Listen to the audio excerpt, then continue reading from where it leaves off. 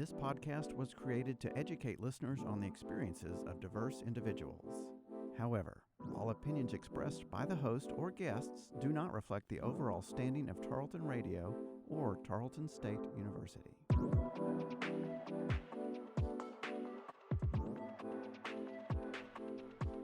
Hello everyone and welcome to Making Space, a Diversity Dialogue. I'm your host Cole, and this is a bi-weekly podcast where together we'll have questions answered about socially sensitive topics while learning how to create lasting relationships with diverse people.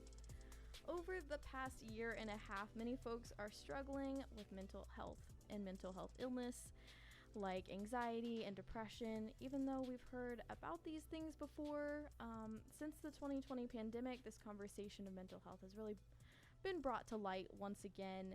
In this episode, I really wanted to get a general overview of mental health while diving a little bit into what people are dealing with since COVID-19 and the quarantine.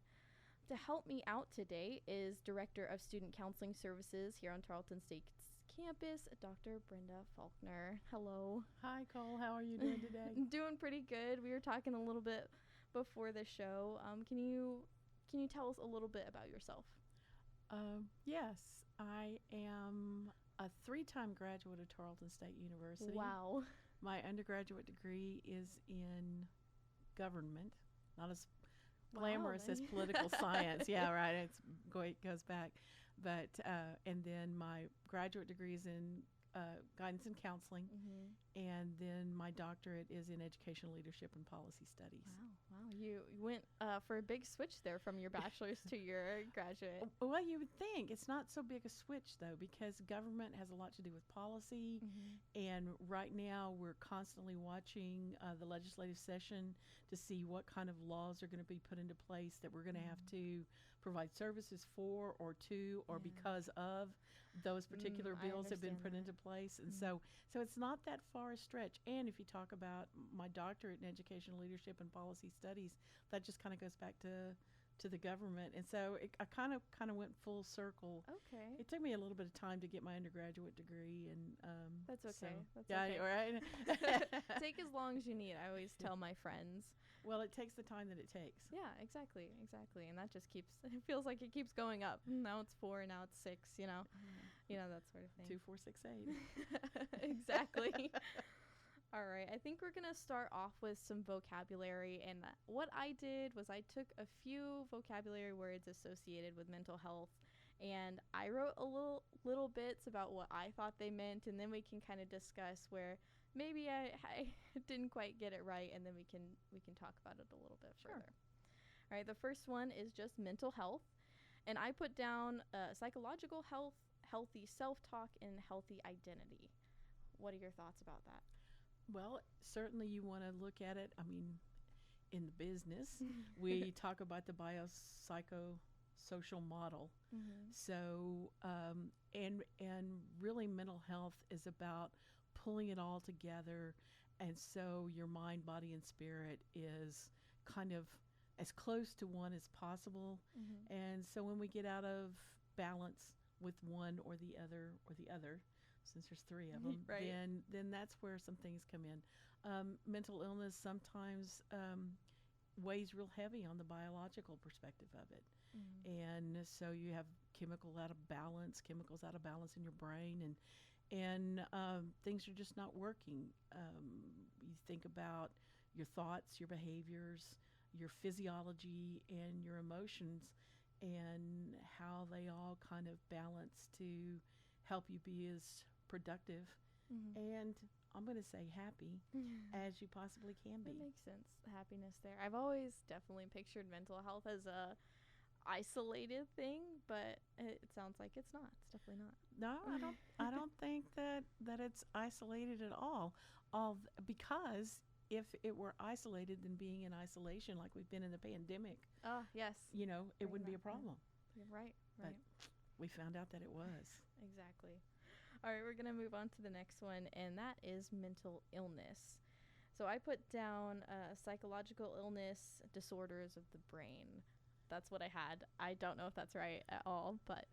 Okay, mental illness, and I like to refer to being in a state of mental health. Okay. And so just using mental health concerns, we even try to shy away from disorders anymore, although the DSM, the Right. Diagnostic and Statistical Manual that we use we don't do diagnosis, but the greater field uses to diagnose conditions, disorders.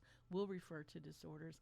I like to think mental health conditions, either you're in balance or you're out of balance.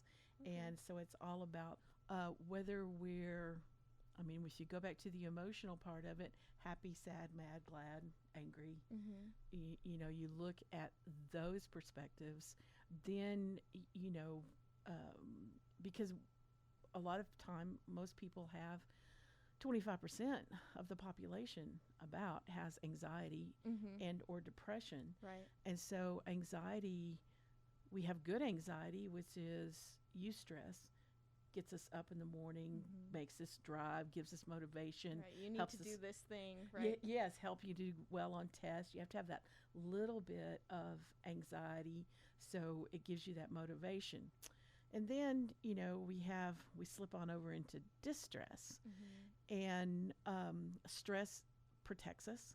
Right. And so we have that fight or flight or freeze. Mm-hmm.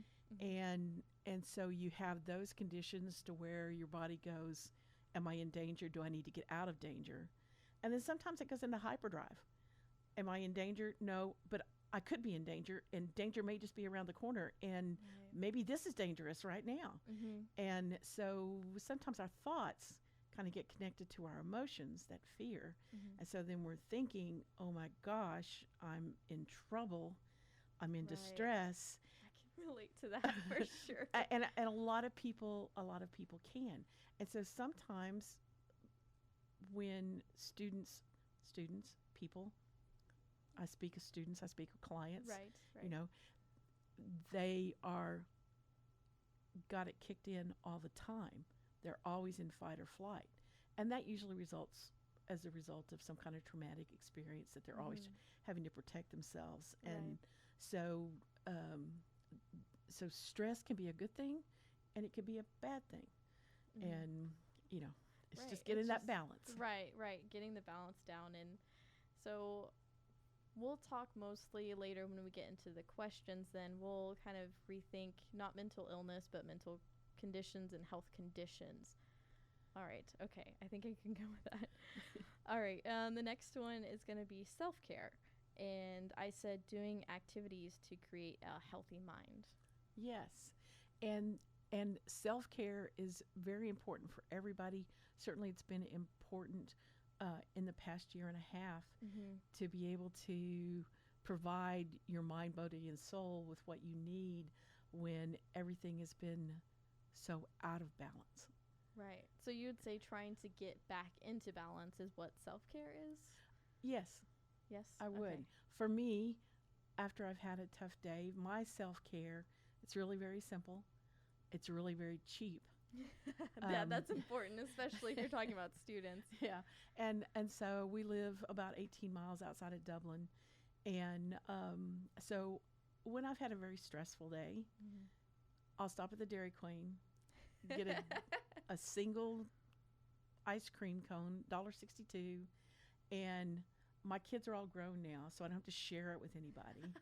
And so it's all me, it's all mine. I can eat it all, or I can throw it out the window.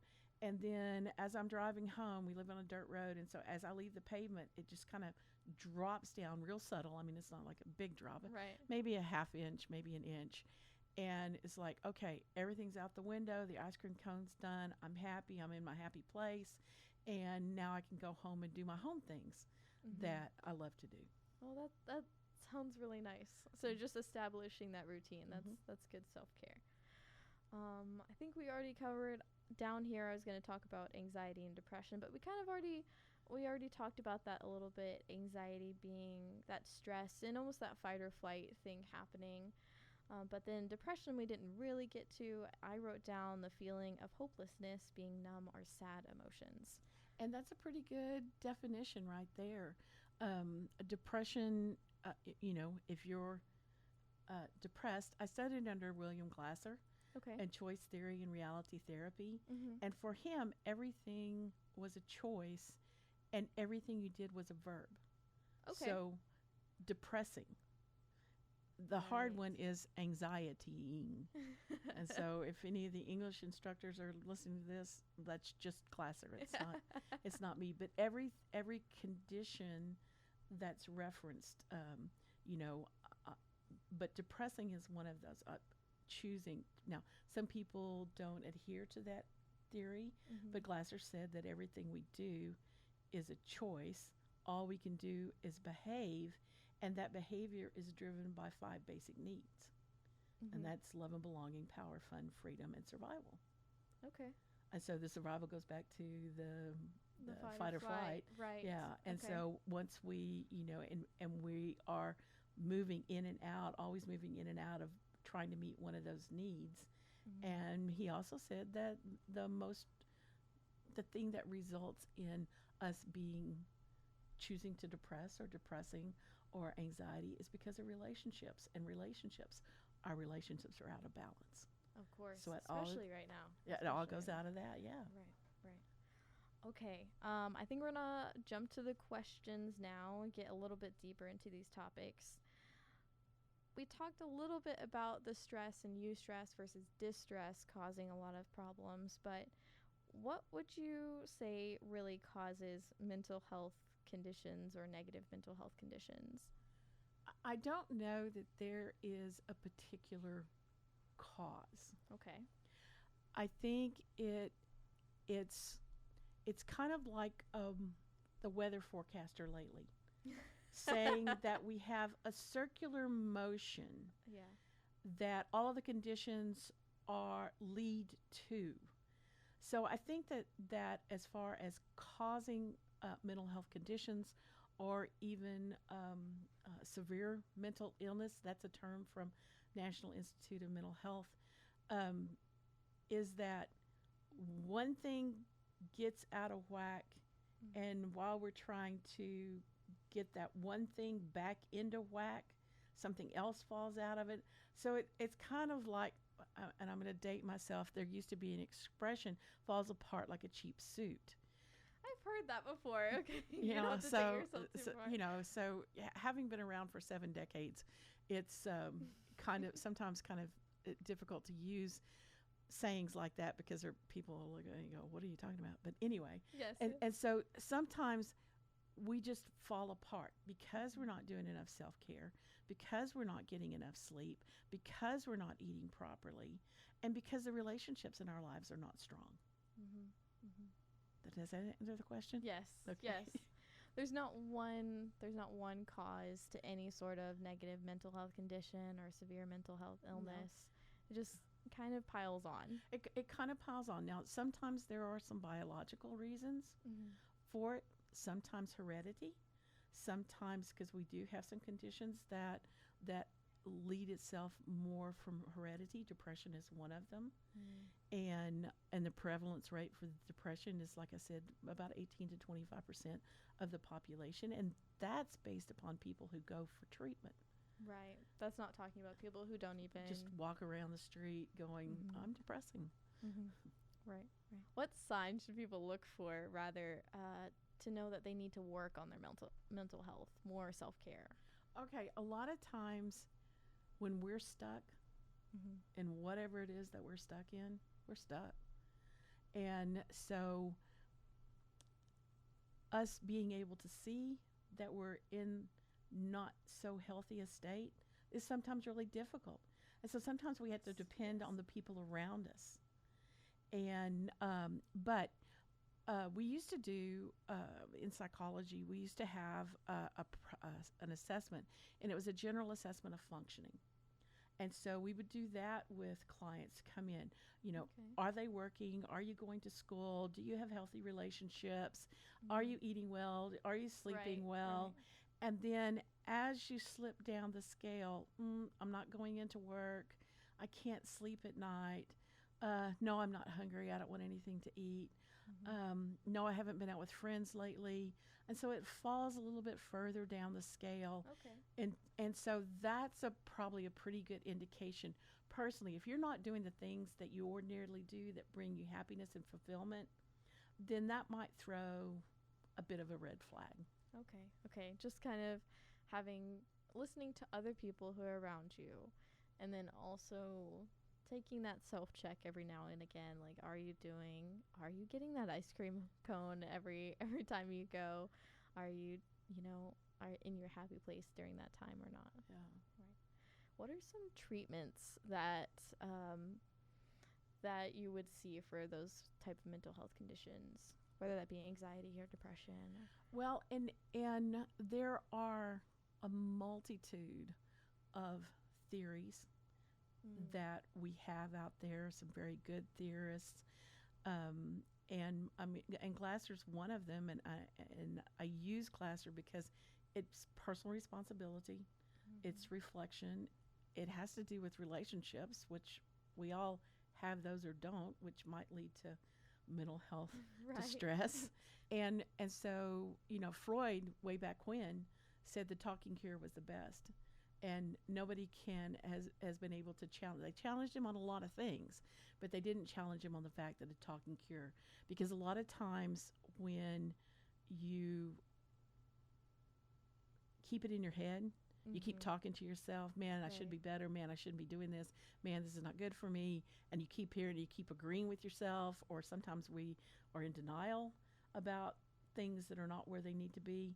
But to say it out loud to somebody else, whether it's a friend or a colleague or a professional counselor, to say it out loud and then to have somebody repeat that back to you. So you're saying that you haven't had a shower in 3 days? And that's just it. Yeah. And they're like, no, I haven't had a shower in 3 days. That's not like me. So that's not like you at all? No, I usually get up and take a shower, and I have to have my hair washed every day, but it just hadn't been happening lately. Oh, okay. So the things that you ordinarily did, you're not doing right now. And so to hear somebody else say what you've been doing over and over and over again, that's how we help people get unstuck. Okay. To be able to recognize those things in themselves. Right. A little bit of eye-opening in a way. Yes. A light turned on, essentially. Hopefully. Now, there are other treatments. Of course, we can go to medication. I'm not a huge proponent of medication, but I have seen it work miracles in some people's lives. And certainly when medication came out in the 50s, psychotropic medication came out in the 50s, it came with a disclaimer. Take this medication along with seeing a professional. Okay. And somewhere along the way, we lost the seeing a professional because and just take the medication. Yeah, because pharmaceuticals companies don't make money on the treatment of the talking cure. Right, of course. They want their cure to be the cure. Right. And it takes a combination of both. Okay, that answers my next question, which is talking about, can mental health or mental conditions be cured?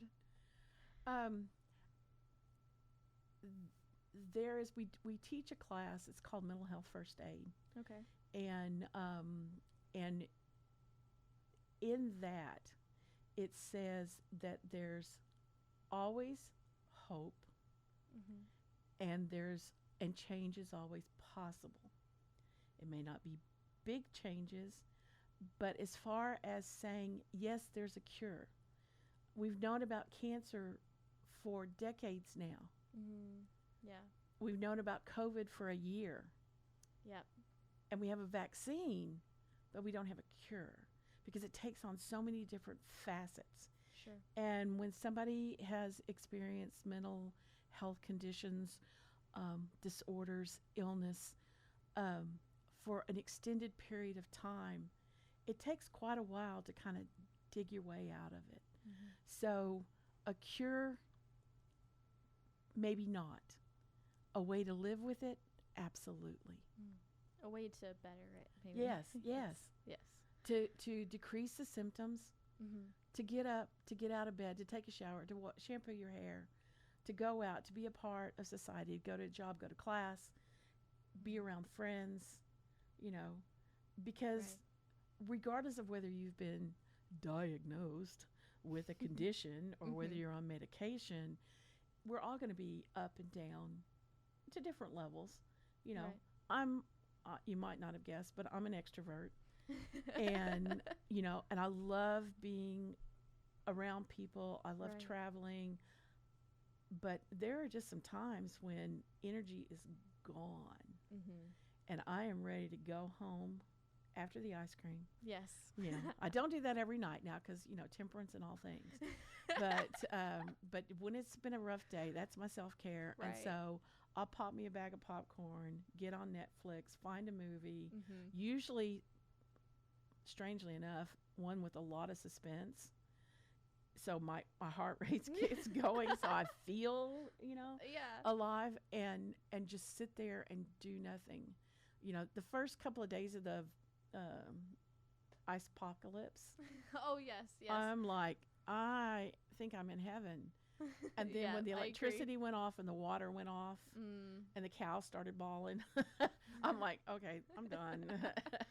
For listeners, at the time frame of this recording, a couple months ago we had in Texas, we had a big freeze and everyone was snowed in and iced in. So that's what Dr. Faulkner's talking about.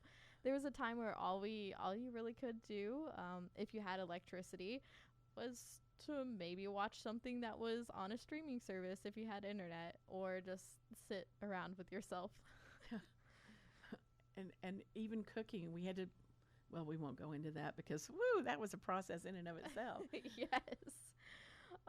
Okay, so there is a lot of, or it's getting better. I will say it's getting better, but there is kind of a stigma centered around mental health and mental health conditions because they're not visible. And so a lot of people will discount them a little bit. Well, of course, everyone goes through that, or, you know, you can just, you know, get over it, suck it up, or something like that.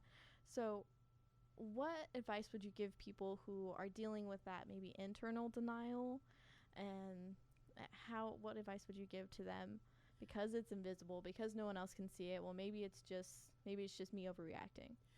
Well, as much as I don't care for math, you have to look at the numbers. And here's me. Let's look at the science. You know, Right. How many times have we heard that in the past year? But you know, when you have that mental dialogue going, you know, or somebody is telling you, just get over it. Sometimes you can't. And it might take a little bit. Again, there's hope that you can learn to live with it, that you can maybe work with some medication and get to feeling better. What advice would you give folks dealing with the kind of stigma related to mental health? Okay, and so everybody was on the edge of their seat waiting to get the answer, and then I forgot what the question was. But the stigma of mental health is passing. When you have 1 in 4 people in a room that have experienced some kind of mental health concerns, that kind of makes it real. Right. And so 1 in 4, 1 in 5 haven't had or are now experience anxiety but have learned how to live with it. 1 in 4 or 5 have had depression to the extent that they couldn't leave their house. And we haven't even gotten to the more severe conditions. Right. And because the prevalence for those are, you know, 0.3%. There's not, but depression and anxiety, we live with it individually, we live with it as a society, we live with it as a world. And I think that what I would say is to know that there's help out there. There's help available. It's becoming more and more cost effective. Certainly now that almost everything is online. Oh, sure. Distance counseling is online. And I will say all you have to do is get on BetterHelp, whether you've got insurance or not, and they're online 24/7. It doesn't matter. There's somebody out there. There's all kinds of crisis lines that you can contact. So there's help available for you, but seeking help, I think, is the key. Mm-hmm. I agree with that. I definitely agree with that. Let's get into a little more quarantine and pandemic focused. I know. Everybody goes, oh my gosh. Exactly. Again, listeners, at the time of this recording, it's 2021. We've just gotten through sort of most of the restrictions from the COVID-19 pandemic. We've had the big quarantine. There's definitely still stuff out there we're really worried about. But asking you, Dr. Faulkner, following quarantine and the pandemic, what are some things you're really seeing people struggle with now? I think the thing that people are struggling most with right now is the isolation and separateness from other people. We're social. Yeah. As humans, we need to be around people. I know that certainly teaching a class and being on Zoom and being in meetings and not being able to have just the least little bit of contact, much less hugging. Oh, yeah. Yeah. Both my parents are vaccinated, so am I now. So I think I hugged my dad for the first time this past weekend. That's and it crazy. brings you to tears. Mm-hmm. It brought me to tears the first time I went and hugged my mom, because I hadn't seen her in about 6 months, because the campus was a scary place. Oh yeah. And I think that there's a lot of fear there. Yes, and I think that was the thing. We didn't know what it was. We didn't know how to deal with it. We didn't know how to address it. We didn't know what to do with it. All we knew was that it was sending people to the hospital and people were dying. And so and death and dying is the number one fear. Oh yeah. Of everybody. Number 2 is speaking in front of a microphone. Oh really? And so, but well, you're doing that one right now, so it's okay. and so having that fear and that anxiety, and then after 3 months and after 6 months and after 9 months and now a year and a half later, and it's still kind of lingering, and can we wear a mask? Can we not wear a mask? You know, how do I have a relationship with somebody? How do I have a new relationship with somebody? I mean, this takes it to a whole different level. Have you been vaccinated? Are you going to get vaccinated? Should you get vaccinated? What's the vaccination going to do? And so I think that level of anxiety and almost to the level of trauma, that we've been traumatized by this virus that no one can control, and nobody knows what it's going to do, and nobody knows the side effects of anything. And so living in that unknown, producing that fear and that anxiety, I think that's probably what has come most is number 1, the isolation, but number 2, that fear of, where do we go from here? And what happens if it happens again and it comes back even stronger? So not to send anybody into a panic, and it's not coming back stronger, okay? Yes. Yeah. So breathe with me real quickly. Yes. and so it was just always a constant thing. And that's what trauma does, is that it's always there. It's always a pervasive fear. It's always a threat. But at the same time, now we have the vaccine. We just told yesterday that masks are no more. They are unnecessary. Right. We have the vaccine. People are getting vaccinated. And so, but then with somebody that struggles from mental health, where's my vaccine? Where's my mask? Where's my cure, if you will? We talked about that. How do I get past this? COVID I'm not afraid of. Anxiety at this level scares me to death. So how do you suggest people start moving on from that? From like you said, just yesterday, from the time of this recording, we learned that mask restrictions are lifting. It's seeming to go to some semblance of normalcy, going back to what we did pre-pandemic, the before times, as I like to call them. Where do people who were struggling during that time go now? Are we seeing people going back to normal completely, or is what do you do? Well, and we talk about this a lot with my peers, and now we don't have a normal anymore. Right, it's completely different.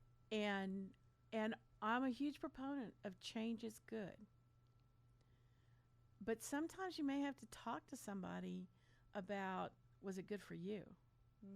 You know, has this change in the past year and a half been good for you? I've spent the past year and a half trying to find COVID silver linings. And they have been few and far between. But what it has done is it's made us look at how we interact with everybody. It's shown us that it is important that we have relationships. It is important that we have people in our lives. It is important that we can all get along and that we can cooperate for a common goal. Those things are still important.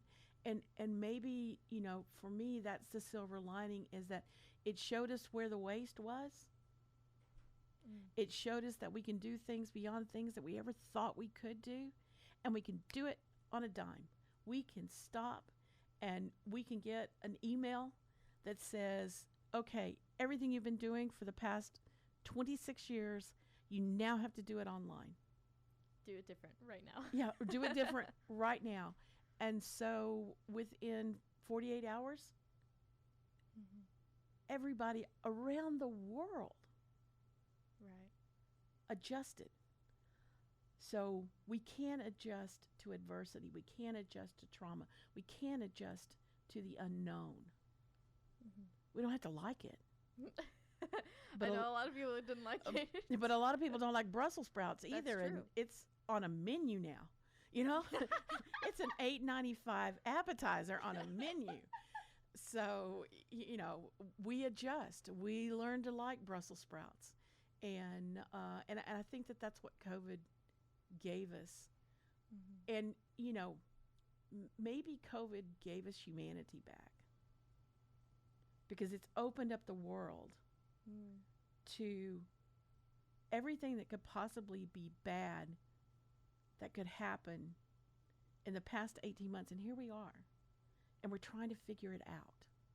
And that's what mental health is some people, you know, from the age of 2 to the age of 60, they always have that one little thing that sometimes it's a nagging little thing, and sometimes it's a big hairy thing.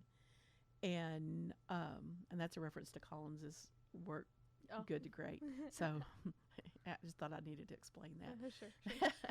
And but to be able to look at something that was so devastating and was so harmful, and to see that we still can have reality shows.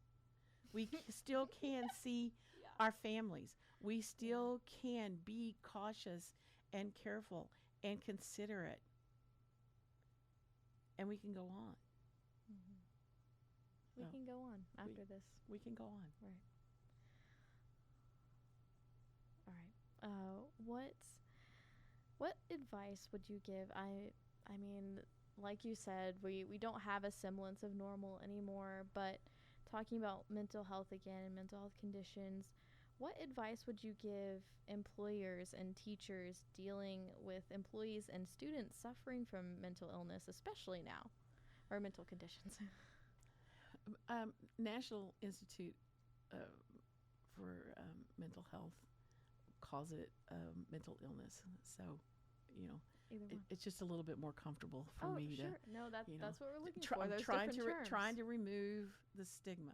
Yes, exactly. And so, what I would tell the employer, the faculty member, the teacher, the parent, the child,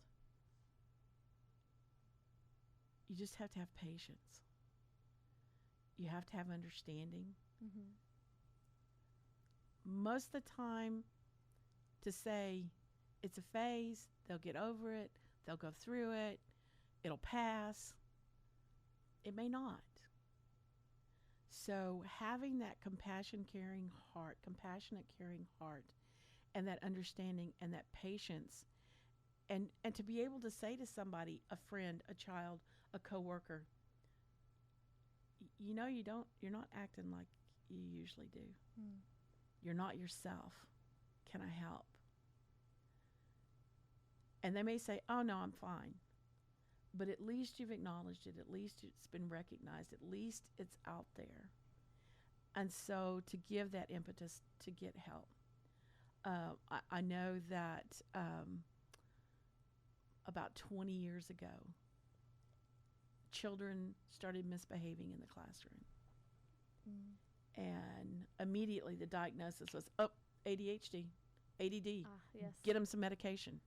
Yeah. Well, the thing about that is, and all of those disclaimers on all the commercials as we're watching reality TV for the past 19 months, all of those side effects and all of those disclaimers, and how do you know you're allergic to something if you've never taken it? If you're allergic to Biscotti, right? Please do not take it. Well, okay. I didn't know I was allergic to shrimp until I ate some. So, Yeah. And so those warnings, if you take drugs, just like we know with street drugs, they don't work the same on everybody. Prescription drugs, unless you have ADHD or ADD, you're going to get a totally different result with those drugs. And so being quick to go to a medication or looking for a quick fix or looking for, a magic wand, that's not going to happen. What's going on? What are the symptoms? What could that possibly be? Maybe what was the root of it? But sometimes we don't need to know that. How is it affecting you today? What's going on today? Being in the here and now. Just patience, understanding, compassion. 1 in 4. Right. 1 in 4. 1 in 4 children, 1 in 4 teachers, 1 in 4 faculty members, 1 in 4 bosses. So that's a math lesson. So for listeners who are looking to gain more knowledge and more education about mental health and mental health conditions outside this podcast, where do you recommend they go? You can go to craft journals, Psychology Today. You can go to the National Institute for Mental Health. You can go to there are all kinds of assessments out there that are generally free. So you can see, they're not for treatment, but if, you can take an online assessment, okay, not on BuzzFeed. I'm just going to say. I really want to know what pizza I am. So.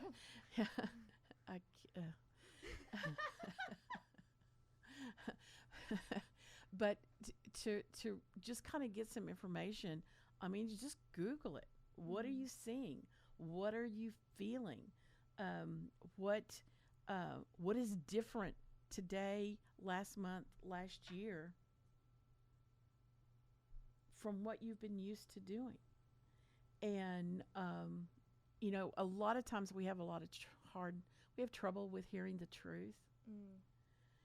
And we have a lot of times hard time speaking the truth, particularly to our friends, particularly to our family.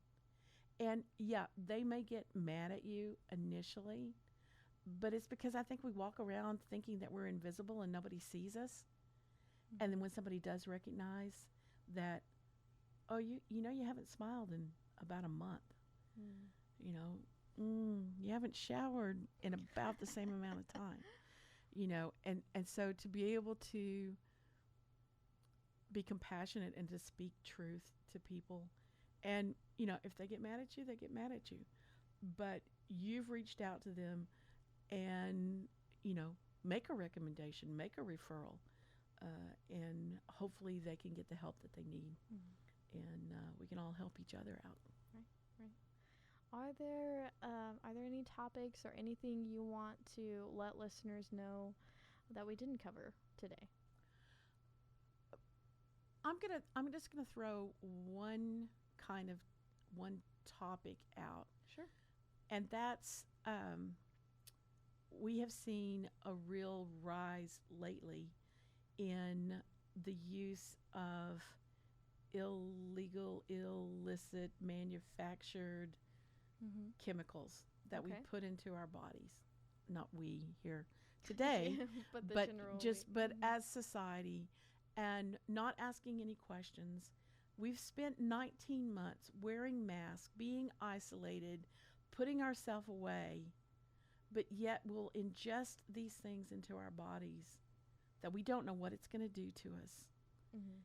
And without question, without doubt, ask a question. Where did it come from? What's it going to do? What's the anticipated result of this? Okay. You know? And just taking better care of ourselves generally after spending so much time trying to prevent Mhm. COVID-19 when we Right. knew it was out there, Right. Exactly. and then go out and pick something up off the corner or from a friend or from a friend's aunt and ingesting it, hoping that it will help us feel better. Mhm. We got to figure out what made us feel bad in the first place. Right. Balancing that big circle going around you. Yes, Right. exactly. Exactly. So that would be one of the things that I would say. We have, since we're on a college campus, we have a lot of kids now that are using mushrooms. Mhm. I'm just going to say, be careful what you ask for. Because you Yeah. don't want to, nobody wants, there's a stigma connected to mental health. Yes, there is. And then illicit drugs and psychedelics induce those mental health conditions. So I'm just a little confused myself as a professional Okay. and Okay. a child of the 70s. Ah, yeah. All right. So we want to make sure we take care of our biology so our mental health and positive mental health conditions can be okay, and positive self-talk and self-care. Self-care is important. Listeners, you may not get ice cream for your self-care, but you may like drink some tea, which is I have a different show where I talk about tea, so that might be mine. For I'm sure. a tea drinker myself. All right. I think we covered a lot of information. And of course, like we talked about, listeners, there's plenty of information out there and plenty of topics left to learn about. So be sure to check back with us for the next episode coming out. If you'd like to know more specifically about this topic today, mental health, then and something I maybe didn't cover when we were talking, check the description for all the links that I looked up and resources I've got below. And I'll probably also include the student counseling service as well. If you think we were talking today and you related to a lot of it, so maybe you want to talk to someone, have some of that talking cure, right? Absolutely. I didn't know that we were going to be able to do advertisement. Oh, sure. But the student counseling services, we have facility here and in Fort Worth.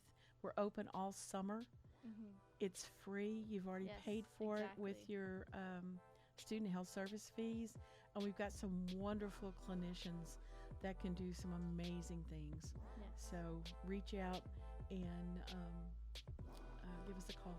Make an appointment today. For updates on the show, again, I'll put those in the description, but for updates on the show, find The Planet 100.7 on Facebook, Instagram, and Twitter. That's the radio station we're based out of. And I think that's all I have. Until next time, folks, stay out there and take care.